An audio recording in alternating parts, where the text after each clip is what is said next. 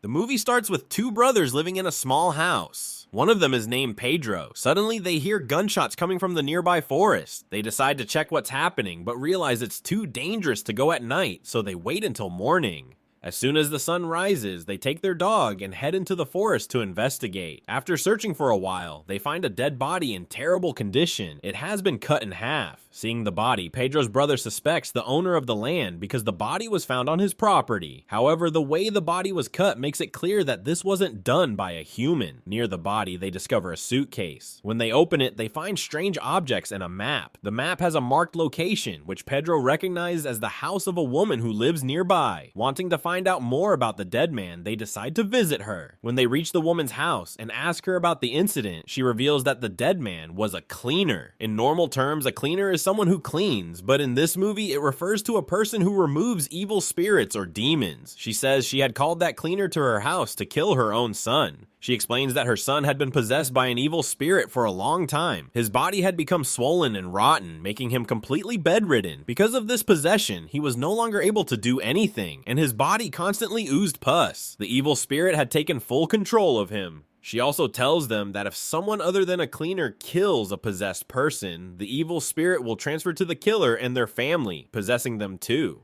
Hearing this, Pedro gets angry and asks the woman why she never informed anyone about this sooner. She replies that she had reported it to the church a year ago, but they didn't help. Even though Pedro and his brother are frustrated, they realize they can't do much themselves, so they decide to inform the police. However, when they go to the police station, instead of investigating the case, the police start questioning them. As they talk, a heated argument starts, but Pedro's brother stops him. The police tell them that they can't help right now. First, they need to confirm with the health department whether the possessed person is truly under an evil curse or if his condition is due to a disease. They also need to figure out who killed the cleaner before taking any action.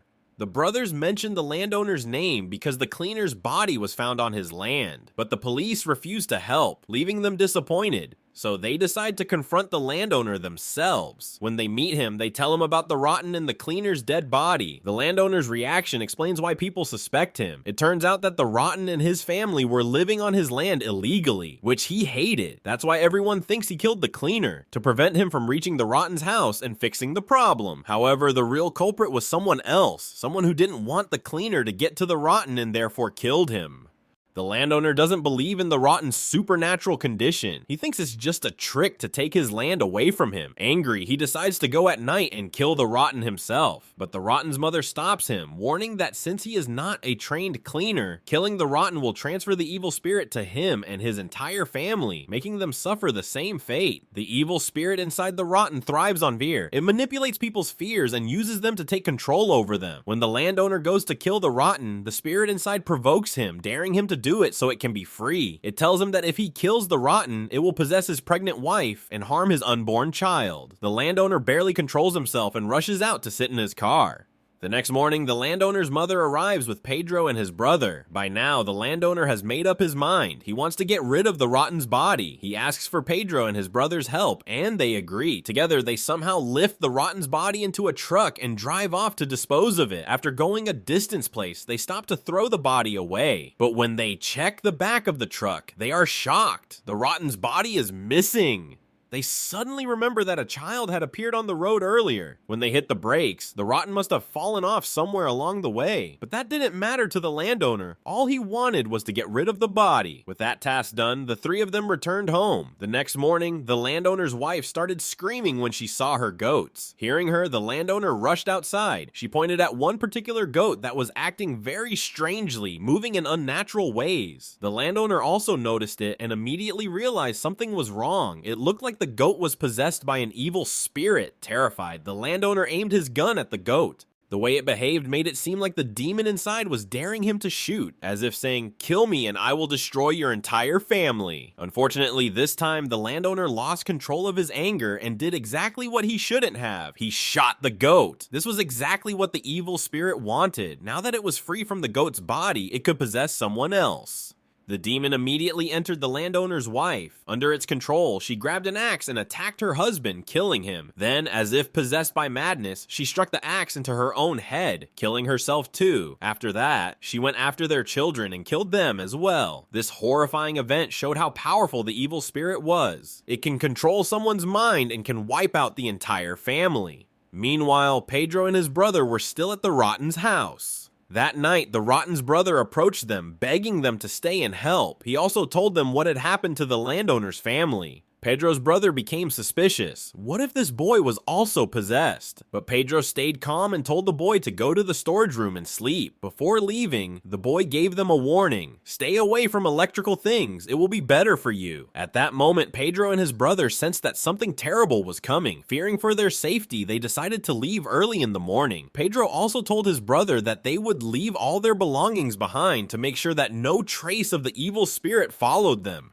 The next morning, Pedro went to his ex-wife's house. He gathered his clothes and set them on fire, burning everything. But his ex-wife was furious, yelling at him, "Why are you here ruining my life again?" As they argued, something horrifying happened. Their dog suddenly attacked her daughter and dragged her outside. The reason? Before Pedro's clothes burned completely, the dog had licked them. Because of that, the evil spirit possessed the dog. Pedro's ex-wife's husband goes outside to look for their daughter and the dog. Before leaving, Pedro warns him, no matter what happens, don't shoot the dog. But in such a terrifying situation, it's hard to think clearly. When Pedro goes outside, he is shocked to see that he has already shot and killed the dog. Deep down, Pedro feels uneasy. This was exactly what should not have happened. Back inside the house, Pedro is even more shocked when his ex-wife's daughter suddenly returns home, completely unharmed. Her mother is overjoyed to see her alive and safe, but then the little girl says something strange. "Daddy is coming with the car to kill you." Pedro panics. He rushes to the garage, grabs his two sons, puts them in the car and prepares to leave. But at that moment, he sees his ex-wife's husband arriving in his car, and he runs over his own wife, seemingly killing her on the spot. Strangely, instead of crying, the little girl starts laughing. That means the evil spirit had possessed her too. Then it took control of her father, making him kill his own wife. Seeing this horror unfold, Pedro wastes no time. He grabs his sons and flees to his mother's house, where his brother is already waiting. Without wasting any time, he gets his mother and brother into the car, and they all leave town. While driving, Pedro's son asks his grandmother to explain what possession is and how to avoid it. She tells them about 7 rules to stay safe from possessed bodies and evil spirits. Stay away from electrical things, just like Rotten's brother had warned them earlier. Avoid animal soul 3. Never use anything that a possessed person loved the most. Don't hurt or torture them. Never call the demon or evil spirit by its name. Never kill a possessed person with a gun, and never be afraid. You must always be brave, even in the face of death. Just as she finishes explaining, something terrifying happens. Pedro's younger son, who had a condition that made him unable to speak, suddenly starts talking and calls out the name of the evil spirit. Everyone is horrified. At that moment, Pedro's phone rings. It was in his mother's hands. The caller ID shows that his ex-wife is calling him. Everyone is stunned. They had all seen her die after being run over by the car. It was impossible for her to be alive. Pedro, despite his fear, picks up the call. His ex-wife's voice is full of anger. She blames him for everything, and then says something chilling: "I will come and take my children back." Pedro is completely shaken. He starts blaming himself for everything that has happened. At the same time, he is exhausted and mentally drained from everything he has witnessed.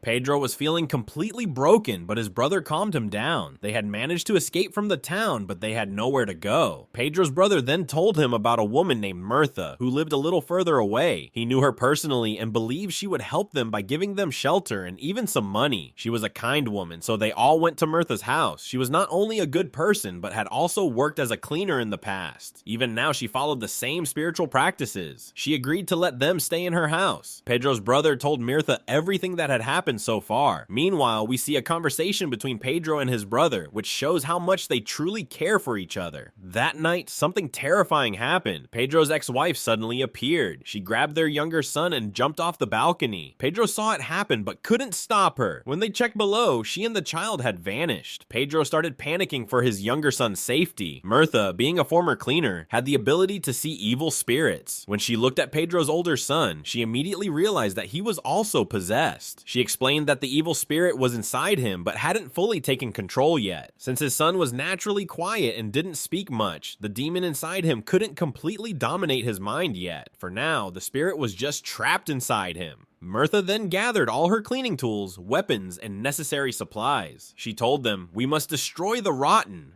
Pedro's brother disagreed. "I think the rotten is already dead. That's why the evil possession is spreading so quickly." But Mirtha corrected him. "No, that's not how it works. The possessions are not random. All of this is happening to give birth to something even more powerful." Pedro's brother then revealed something shocking. "We left the rotten's body somewhere else." Hearing this, Mirtha was furious. "Oh, that was the worst thing you could have done." Pedro defended himself, saying that they had no choice. The landowner forced them to do it. Now they had two missions. One, Pedro's brother would search for Pedro's ex-wife and son, and two, Pedro and Mirtha would go find the rotten. Their journey was not going to be easy. The evil possession had spread throughout the entire town. Mirtha warned them, "The evil spirit will use our deepest fears against us. It will force us to confront whatever we are most afraid of." That's why Pedro's ex-wife had taken his son, because Pedro feared losing him the most. On the way, Mirtha shared her own dark past with Pedro. She revealed that her husband was a greedy man who ran scams using the church. He would hire actresses to pretend to be possessed by the rotten or evil spirits, making people believe in fake exorcisms. But one day, something unexpected happened. A real possession came. She said that after her husband realized that evil spirits and possessions were real, he changed his ways and started real exorcisms. But deep down, he was terrified. One day he went out to perform a cleansing ritual, but he never came back. She also revealed that the only way to truly escape from possessed people and evil spirits is to run so far away that you don't even know where you've ended up. That's exactly what she had done, leaving everything behind to live alone. Meanwhile, Pedro's older son, who was now fully possessed, he approached Pedro's mother and asked for food. This was extremely strange since he never spoke before. At the same time, Pedro's brother saw Pedro's ex-wife walking down the street. She was completely possessed and was doing something horrifying. She was eating their younger son's head. Horrified, Pedro's brother ran his car straight into her, crushing her. But in doing so, his car crashed, leaving him badly injured. Pedro and Mirtha continued searching for the rotten. Their search led them to an abandoned school.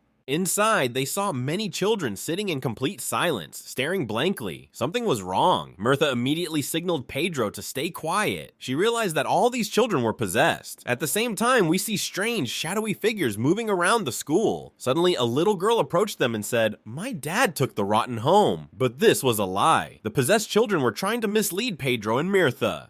Pedro and Mirtha searched the school and discovered a horrifying sight, a huge pile of dead bodies hidden under the floor. It turned out that these children had killed all these people and buried them here. And underneath those bodies, the rotten was hiding. Mirtha quickly set up her cleansing tools and told Pedro, "You need to pull the rotten out of there."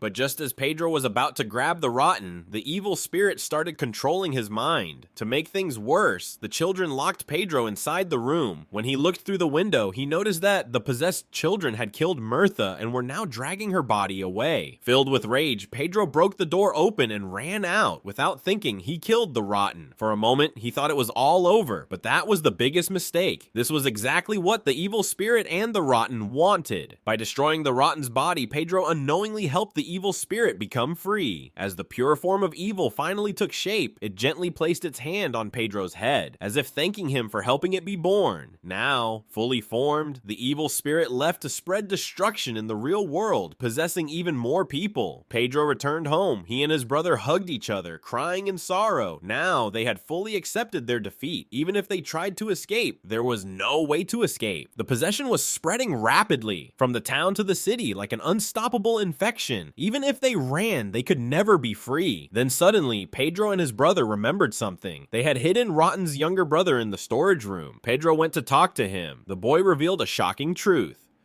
"A voice told me to kill and eat the cleaner." That meant he was the one who had murdered the cleaner, the dead man they had found earlier. Then he added something even more terrifying. "I did the same thing to my mother. I killed and ate her too." Later, Pedro gave an ice cream to his son and then went to take a bath. As he looked in the mirror, he noticed something strange. The mark that the evil spirit had given him wasn't fading. It was permanent. Then Pedro's son suddenly started coughing. Water and blood began to pour from his mouth. Pedro quickly tried to clean him up, but then he saw something that made his heart stop. His son was vomiting out hair and a locket. His grandmother's hair and locket. That meant his son had killed and eaten his own grandmother. Pedro was completely shocked and heartbroken. Now, let's understand what the evil spirit was really doing. It possessed one body and lived inside it. It kept killing people in the town or city to absorb their power. When someone finally killed its current body, the spirit escaped and took over a new body. This cycle kept repeating, making it stronger and stronger, and that's exactly what happened. By forcing Pedro to kill the rotten, the evil spirit finally manifested in its true form. Now, it is free to destroy the world, and with that terrifying realization, the story ends. If you enjoyed this video, please subscribe to my channel and don't forget to give the video a like.